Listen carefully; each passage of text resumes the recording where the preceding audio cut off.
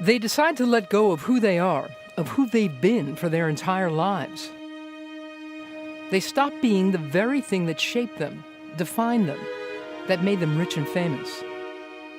They were once the very best in their sport. But those days, those feelings are gone, until something draws them back.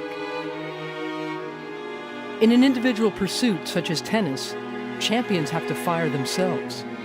Ivan Lendl retired after battling chronic back pain, and he never came back. Chris Evert took one last look as she left, but then she kept walking. Pete Sampras called it a career after his final Grand Slam title, and he too has lived with his decision. A few years later, Andre Agassi said goodbye, and meant it, as his wife had before him. It's hard to leave, but it's too hard to stay. And for some, it's too hard to stay away. The great Bjorn Borg tried to come back, but the game and the equipment had passed him by. Jimmy Connors never wanted to leave.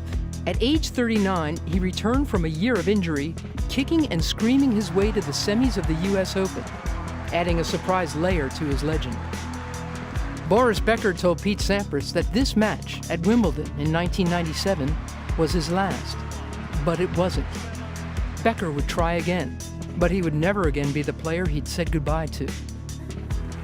And after more than 2 years away from her stabbing tragedy, Monica Seles made it back to a US Open final and won a fourth Australian Open.